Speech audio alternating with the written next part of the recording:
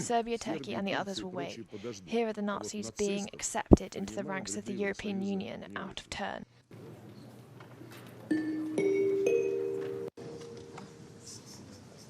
Ukraine's counteroffensive has put Russia under pressure.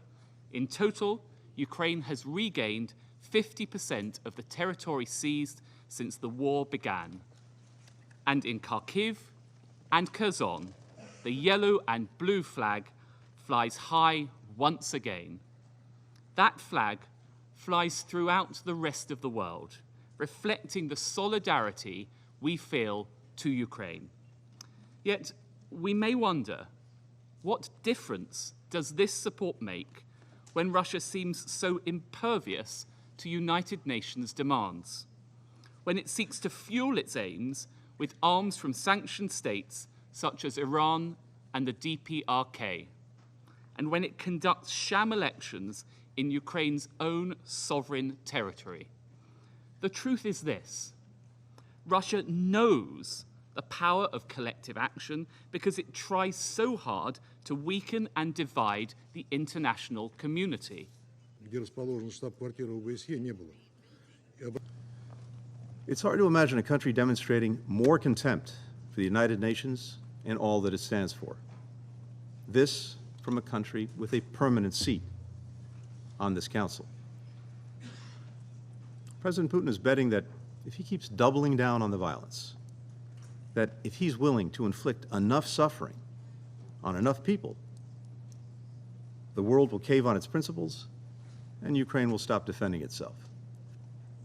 But Ukrainians are not giving up, for they've seen what life would look like if they submit to Russian control.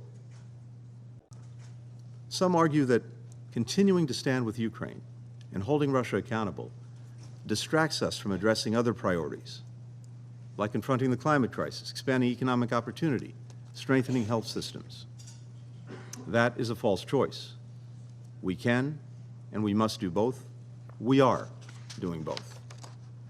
Mr. President, Excellencies, the collective West, led by the United States, arbitrarily assumed the rank of the arbiter of the destinies of all mankind and, overwhelmed by a complex of exclusivity, began to increasingly ignore the legacy of the Founding Fathers. Today, the West turns to statutory norms and principles selectively from case to case, sold in accordance with its selfish geopolitical needs. This inevitably leads to a deterioration in global stability, aggravation of existing ones, and the ignition of new sources of tension. The risks of global conflict are growing.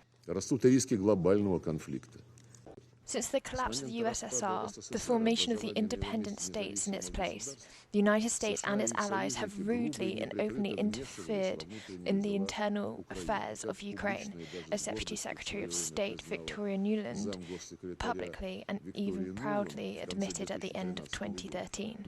Numerous appeals from the highest bodies of the CSTO to NATO were ignored. The reason for this arrogant position of the United States and its allies, as everyone can be convinced today, is the reluctance to conduct any kind of equal dialogue with anyone. If NATO had not rejected the offer of cooperation, then perhaps this would have allowed many negative processes to be avoided that led to the current European crisis.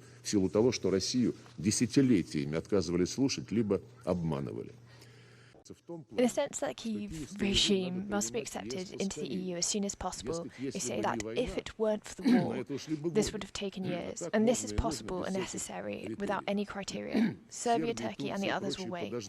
Here are the Nazis being accepted into the ranks of the European Union out of turn. I thank His Excellency.